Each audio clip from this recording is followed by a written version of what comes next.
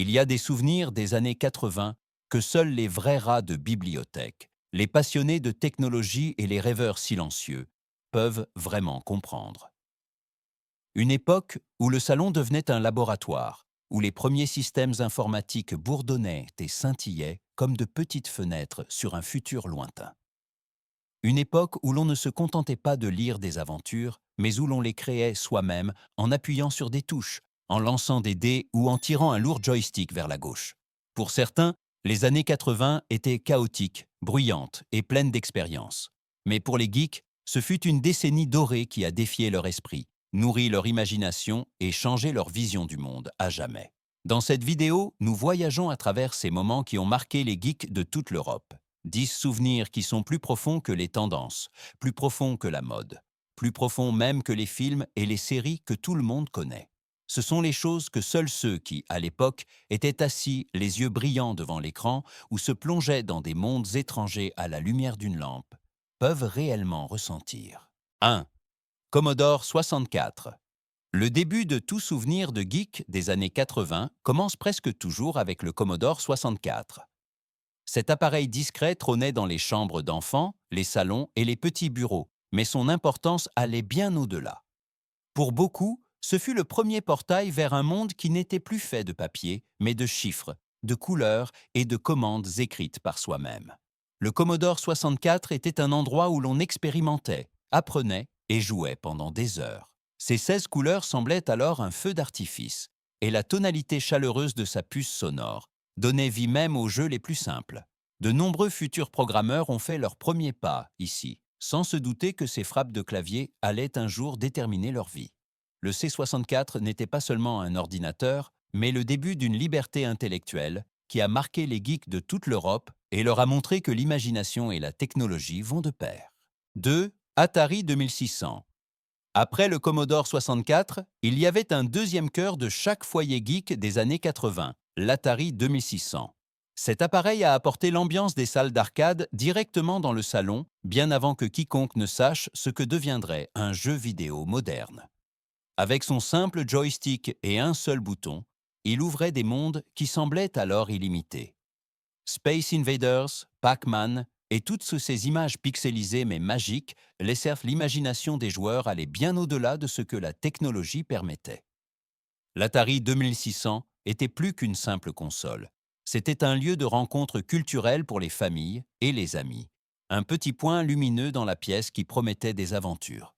Beaucoup se souviennent encore du design en bois, du clic des cartouches de modules et de l'impression de plonger dans un nouveau monde inexploré à chaque partie. Pour les geeks d'Europe, l'Atari 2600 était un symbole de renouveau, une preuve que le divertissement numérique n'était pas seulement une mode, mais un futur qui ne faisait que commencer. 3. Dungeons and Dragons. Alors que les ordinateurs et les consoles électrisaient les années 80, il y avait un autre royaume, plus silencieux mais non moins puissant, les mondes de Dungeons and Dragons. Pour les geeks, ce jeu n'était pas un passe-temps, mais une entrée dans un univers où l'imagination était la seule loi. On était assis autour d'une table, un dé roulait, et soudain, une pièce ordinaire devenait la porte d'entrée vers des donjons, des châteaux et des royaumes oubliés. Sous la direction du maître de donjon, des histoires étaient créées qui ne figuraient dans aucun livre et n'étaient visibles dans aucun film.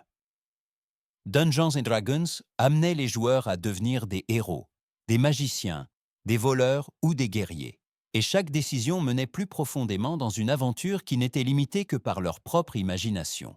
Pour de nombreux geeks d'Europe, D&D était l'école de la créativité, un lieu où la collaboration, le courage et l'imagination avaient n'est-ce plus de valeur que tout le reste.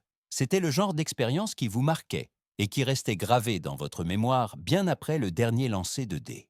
4. Le Walkman. Au milieu d'une époque où la technologie était souvent grande, lourde et bruyante, un appareil est apparu qui a transformé le monde des geeks d'une manière étonnamment personnelle, le Walkman. Pour la première fois, on pouvait non seulement écouter de la musique, mais aussi l'emporter avec soi, comme si elle était une fidèle compagne qui remplissait chaque rue, chaque bus et chaque chemin de l'école d'une atmosphère propre. Le Walkman a offert aux rêveurs silencieux des années 80 quelque chose de précieux, un espace rien que pour soi, cachés derrière deux fins écouteurs. Soudain, le monde extérieur est devenu plus silencieux et la vie intérieure plus intense. On pouvait s'absorber dans ses pensées pendant que la cassette ronronnait et cliquetait. Un son que beaucoup portent encore dans leur cœur aujourd'hui.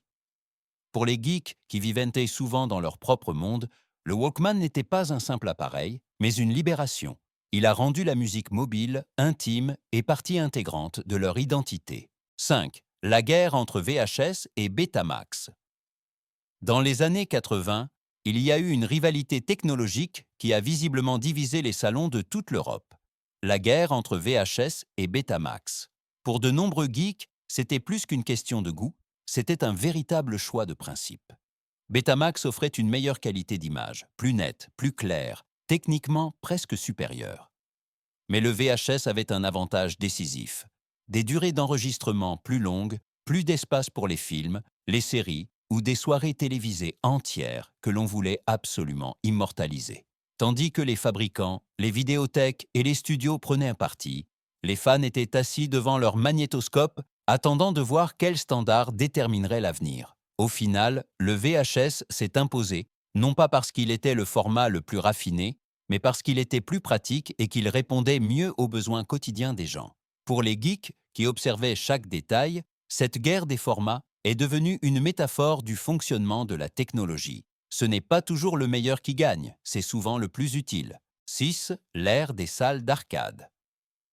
Avant que les jeux vidéo n'arrivent à la maison et avant que chaque écran ne devienne personnel, il y avait un endroit qui était comme une seconde maison pour les geeks, la salle d'arcade.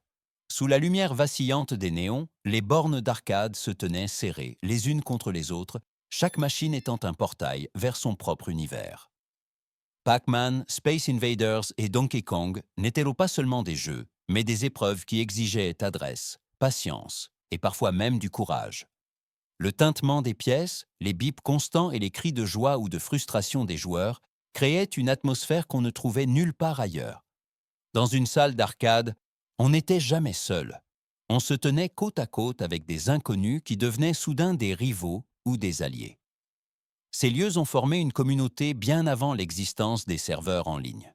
Pour les geeks des années 80, les salles d'arcade étaient un centre névralgique de leur quotidien et un symbole du fait que le jeu et la réalité n'étaient parfois séparés que par une seule pièce de monnaie. 7. Star Trek, la nouvelle génération. Au milieu d'une décennie marquée par la curiosité technologique, une série est apparue qui non seulement a diverti, mais aussi inspiré les geeks de toute l'Europe. Star Trek, la nouvelle génération.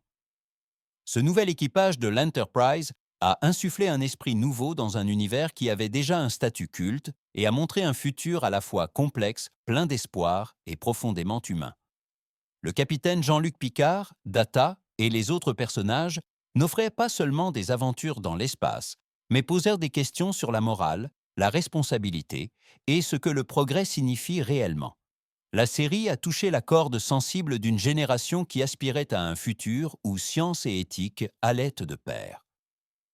Leurs histoires n'étaient pas seulement passionnantes, mais souvent réfléchies, philosophiques et empreintes d'une force tranquille.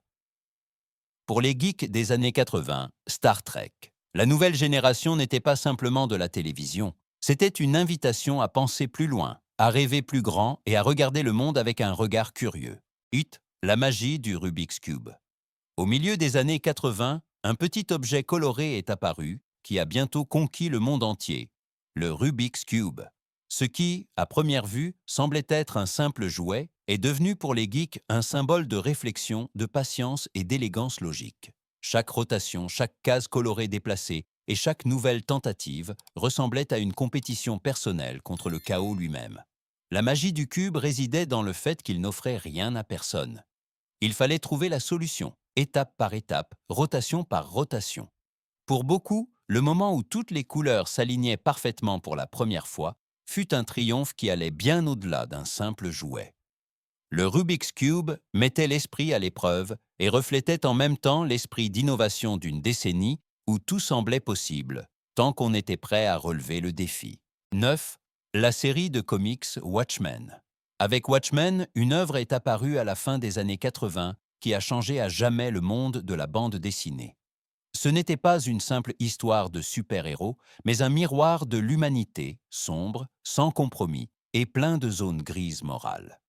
Alan Moore et Dave Gibbons ont raconté l'histoire de personnages qui n'étaient pas infaillibles, mais vulnérables, brisés et entourés d'un monde au bord de l'abîme nucléaire. Pour les geeks en Europe, Watchmen fut un choc et en même temps une révélation. Pour la première fois, une bande dessinée ressemblait à de la littérature, lourde, significative et pleine de questions qui résonnaient longtemps après avoir refermé le fascicule.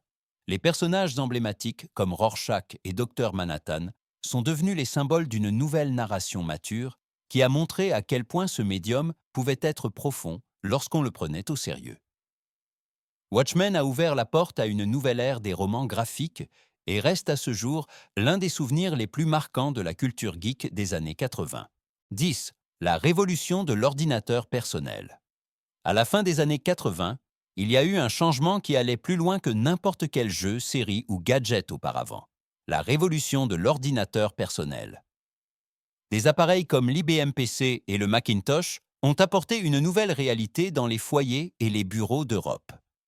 Pour la première fois, l'ordinateur n'était pas perçu comme un outil lointain des grandes entreprises, mais comme quelque chose que l'individu pouvait utiliser, comprendre et façonner. Pour les geeks, ce fut une période d'éveil. Soudain, la technologie n'était plus seulement un passe-temps, mais un moyen d'influencer activement le monde. Les nouvelles interfaces graphiques, les possibilités de programmation, les premières applications créatives, tout cela a ouvert des portes que l'on ne connaissait même pas auparavant.